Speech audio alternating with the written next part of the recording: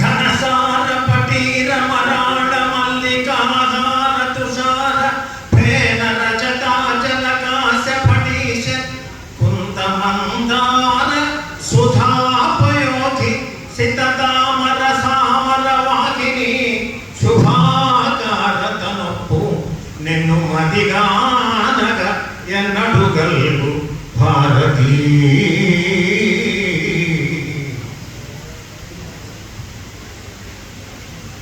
సమీక్ష అయిపోయింది. ఎందుకో పుస్తకం ముందుగా పంపించలేదు మిత్రుడు. సరే ఆయన చెప్పలేదు, ఆయన ఉంటాయి, కాదంటే నేను వస్తాను కాదు కార్యకర్తను. ఒకటి పెండేకల్లో ఉన్నప్పుడు అబ్బాయి ఒక శతకం రాశాడు. అప్పటి నుంచి పరిచయం నాకు. ఆ వేళ నుంచి 20 ఏళ్ళ కిందకేమో అనుకుంటాను, 25 ఏళ్ల కిందకి వ్యవహారం. ఈ 25 ఏళ్లలో అబ్బాయి బాగా తను తాను పెంచుకున్నాడు. చిన్న విషయం కాదండి. అతను కవి, రచయిత. కవుల కంటే రచయితల కంటే ఉపన్యాసకుడు గొప్పవాడు అని ఒక బుద్ధి. ఆయన ఉపన్యాసకుడు కూడా. ఇక్కడ ఇప్పటిదాకా కూర్చోన్నాడు వీటూరు వెంకటేశ్వర ఉన్నాడా ఇప్పుడు కూడా. అతను కూడా మంచి వక్త.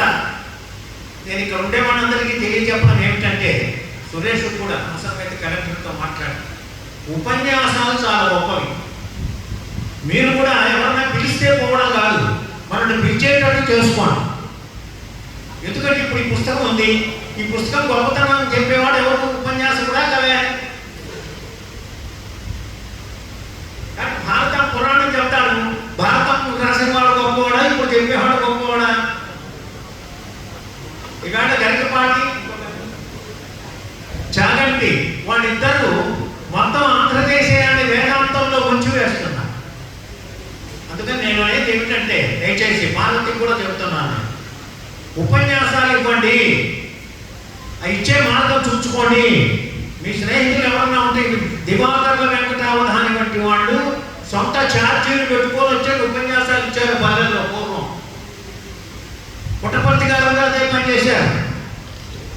వాళ్ళకు అప్పుడు ఇచ్చినటువంటి గడియారం వెంకటేశ్వర శాస్త్రి గారు రాజమండ్రికి పోయి ఉపన్యాసం ఇస్తే ఆయనకి ఇచ్చింది 116. మరి ఛార్జీలకు సరిపోయిందో లేదో నాకు తెలియదు. నేను ఎందుకు చెబుతున్నానంటే, మన దేశం చాలా గొప్పది. భారత వర్ష జంతువుల భాగ్యమదేమని చెప్పవచ్చు. మనం చాలా గొప్పవాడమండి, ఈ సంగతి గుర్తుపెట్టుకోండి. భారత వర్ష జంతువుల భాగ్యమదేమని చెప్పవచ్చు. ఈ భారత వర్షమందు హరి పల్మరు పుట్టుచు సేవ చేయుచు, తీరతోడ తత్వముపదేశము చేయుచు, చెల్మి చేయుచు, ఆరయ బాంధవాకృతి కృపాధునిగా చిరి ఈ జనం కులం. రాముడు ఇక్కడ పుట్టాడు, కృష్ణుడు ఇక్కడ పుట్టాడు. మనం చాలా గొప్పవాళ్ళం. ఆయనకి ఎప్పుడు దయగలిగితే అప్పుడు వచ్చి మనతో పాటు నివసించి మనల్ని ఉద్ధరించినటువంటి వాళ్ళు రామకృష్ణుడు. ఈవేళ మన పార్లమెంట్లో కూడా ఎటువంటి వాళ్ళు ఉన్నారంటే, భారతదేశం అనే పేరు ఉండకూడదు, ఇండియా అనండి. నేను అబద్ధం చెప్పట్లేదు, పేపర్ చూడండి, మీరు కావచ్చు. ఇండియా దట్ ఈస్ భారత్, కాబట్టి ఇండియా అనండి, భారత్ అనొద్దండి. అసలు భారత్ అనేది ఎక్కడుందని అంటున్నారు. 15వ శతాబ్దంలో పోతలు రాసిన భజని భారత వర్ష జంతువు.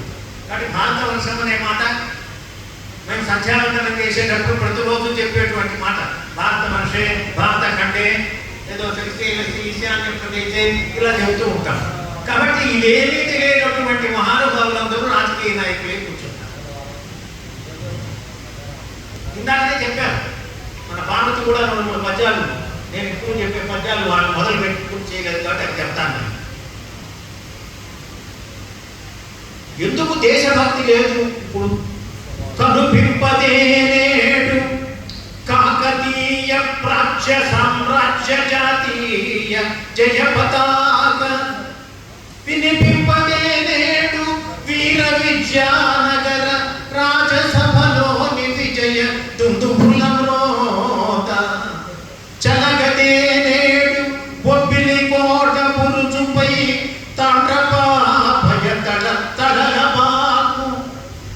సంవత్సరమయ్యనే నేడు వీర పల్నాటి యోధుల సింహనాద లక్ష్మి చెప్పు చెదరని ఏనాడు మొక్కబోని ఆంధ్ర పౌరుషమిప్పుడత్వాన మరల ఒక మాడు వెనుకకు తిరిగి చూచి దిద్దుకోగదమ్మ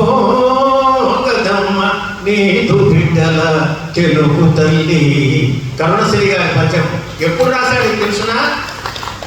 ఆంధ్రుల మంత్రం. మనకు ఆంధ్ర దేశం కావాలి, ఆంధ్ర రాష్ట్రం కావాలంటే ఎవరు ఎప్పుడు రాకపోతే అప్పుడు తింటూ రాసినటువంటి పద్యం. కాబట్టి ఇప్పుడు మనందరికీ తల్లిదండ్రులందరికీ కూడా పిల్లలు ఎప్పుడెప్పుడు ఇంగ్లీష్ మీడియం స్కూల్లో చేర్పించాలన్నా, ఎప్పుడు అమెరికా పంపించాలన్నా ఈ రెండే మనం తెలిసింది.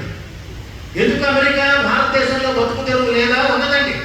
ఒకప్పుడు లేదేమో నాకు తెలియదు, ఇప్పుడు హాయిగా బతుకుతున్నారు. అనంతపురంలో నాకు తెలిసిన మిత్రుడు మిరపకాయ బజ్జీల వ్యాపారంలో 4 కోట్లు సంపాదించాడు. కాబట్టి ఇప్పుడు ఈ ఆలోచన మంచిది కాదు. నేను కరెక్ట్గా వస్తానో చెబుదాం అనుకున్నాను. ఇప్పుడు పుస్తకాలు రాశారు, నేను 20 పుస్తకాలు రాశాను. మిత్రుడు ఎన్ని రాశారో నాకు తెలియదు. ఇక్కడ కూర్చున్న వాళ్ళు చాలా మంది పుస్తకాలు రాశారు. ఎవరు చదువుతారు? మీ అభిప్రాయం?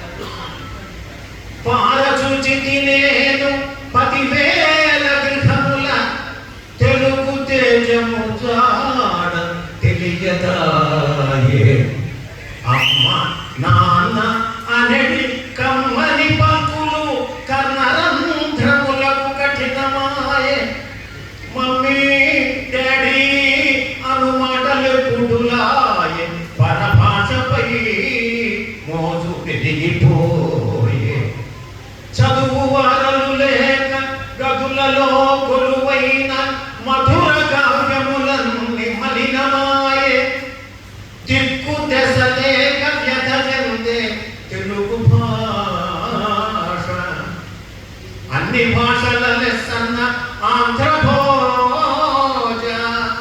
ఏమంతో కాదు, అన్ని భాషల లెస్సన్న ఆంధ్ర భోజ. దీని పునరుద్ధరింప ఇద్దర జనించి తిద్దుకోగదయ్య నీదు బిడ్డల తొడపాస పెట్టి. తొడపాసం పెట్టారా లేదా? రాయలు ఇంకా మీకు తొడపాసం పెట్టే కానీ మన వాడడం తెలియదు రాదు. అంటే ఇది రాజకీయ సభ కాదు, నాకు రాజకీయాలు అవసరం లేదు.